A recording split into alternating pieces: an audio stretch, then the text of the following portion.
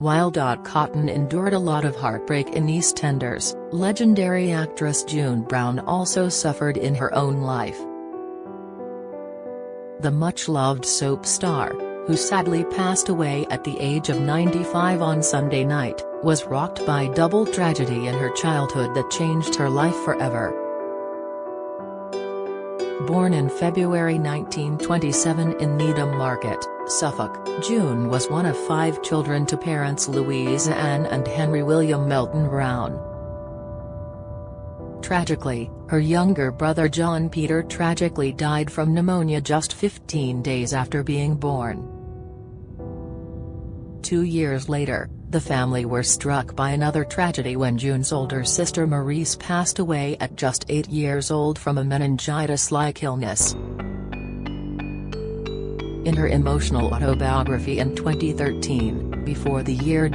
June opened up on how losing her big sister almost 80 years ago still affects her in the present day.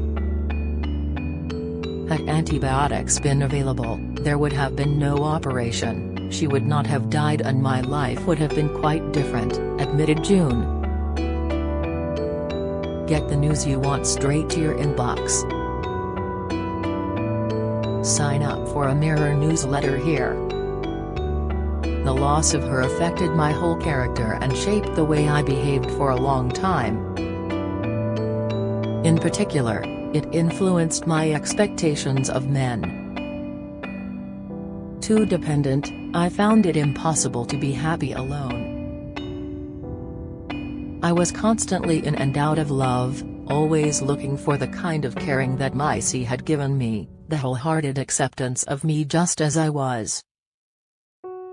I kept looking for the friend I had lost. Maurice, who was nicknamed Maisie by June, was buried in an Ipswich cemetery in the same grave as brother John Peter, who died as a baby. She wrote, "I can't remember a time when Maurice wasn't there, she was 16 months older than me. Junie, quick, get the cotton wool and the olive oil." My sister Maisie, my name for her, woke me one morning in June 1934. I was 7. She was sitting up beside me in the bed that we shared in the big attic of our flat over father's electrical business. Ironically, considering father's business, the attic had no electric light and we had to go to bed by candlelight. I ran to the bathroom to fetch the olive oil and cotton wool, a panacea for earache. I did not think to wake my mother. Maisie was put into my parents' bed. I wasn't aware Maisie was very ill. A few days later, I came home from school and she wasn't there. Maurice had been taken to hospital for a mastoid operation behind the ear, and sadly June never saw her again.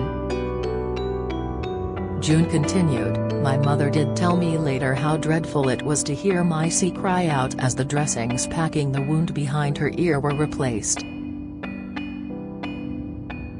Whether an infection was introduced through this, I don't know, but Maisie developed meningitis, became paralyzed and, a few days later, she died. Had she lived, she would have been paralyzed. Yet, Mother said just before she died she suddenly sat up in bed, held out her arms and smiled." June explained that she and Maurice were very alike, with round faces, short dark hair and big eyes, to the point it was impossible to tell the difference between them, and they also shared a bedroom. "I have this impression of Maisie, always kind, loving and caring, never nasty. She looked after me. I adored her, I didn't realize it at the time," she said. After she died, Mother would say, she was too good to live, which was often said about someone who died young, but in Maisie's case it was true. That Christmas, June wrote a heartbreaking note saying, "Dear Father Christmas, I don't want any toys, I just want Maisie back." June was evacuated during the Second World War to the Welsh village of Pontaets in Carmarthenshire and served in the Women's Royal Naval Service, RENS. She didn't actually grow up wanting to be an actress, but was convinced by one of her sisters to apply for the Old Vic Theatre School. Speaking to the Mirror in February 2017, June explained, "I never wanted to be an actress. I wanted to go into the medical professional. Acting was not important enough.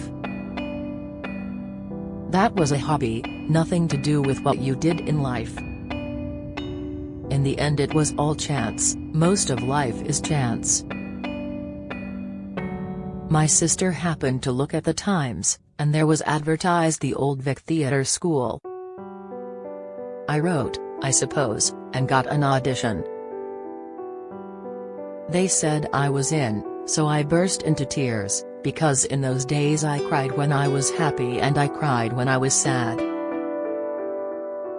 Before becoming an EastEnders legend, June actually had a part in rival soap opera Coronation Street back in 1970 in one of her earliest TV roles. She played the character of Mrs. Parsons, the mother of young Tony Parsons, who received harmonium lessons from Ina Sharples, Violet Carson, and she appeared across 3 episodes.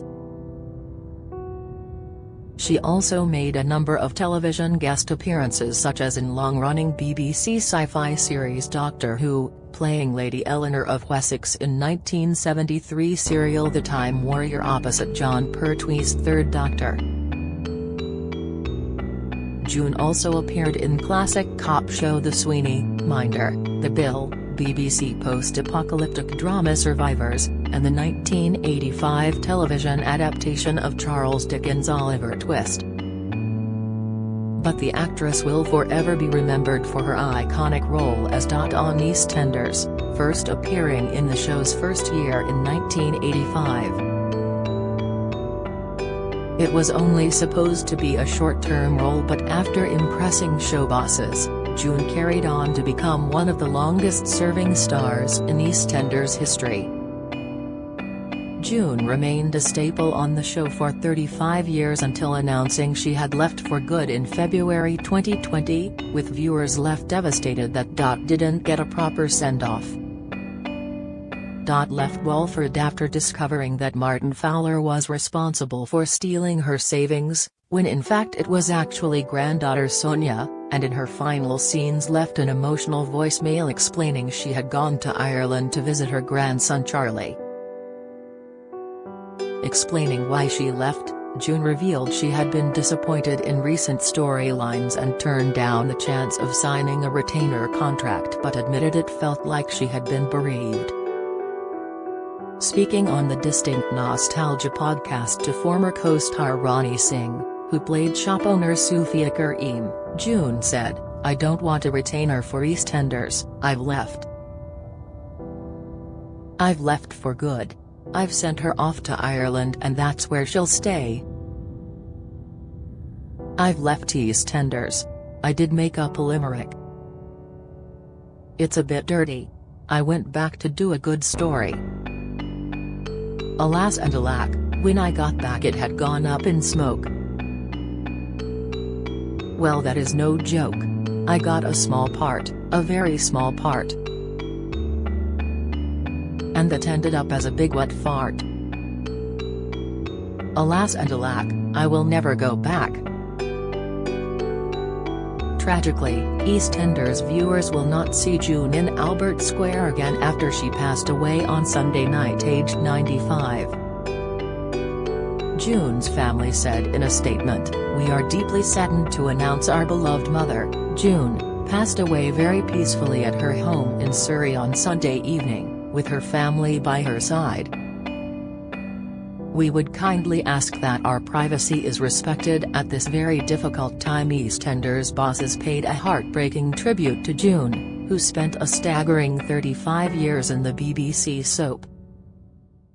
It read, "We are deeply saddened to announce that our beloved June Brown, OBE, MBE sadly passed away last night. There are not enough words to describe how much June was loved and adored by everyone at EastEnders. Her loving warmth, wit and great humor will never be forgotten. June created one of the most iconic characters in Cotton, not just in soap but in British television, and having appeared in 2,884 episodes, June's remarkable performances created some of EastEnders' finest moments. We send all our love and deepest sympathies to June's family and friends. A very bright light has gone out at EastEnders today. We shall all be raising a sweet sherry in June's memory. Rest in peace, our dearest June. You will never be forgotten. Do you have a story to share? Email webfeatures@trinitymirror.com.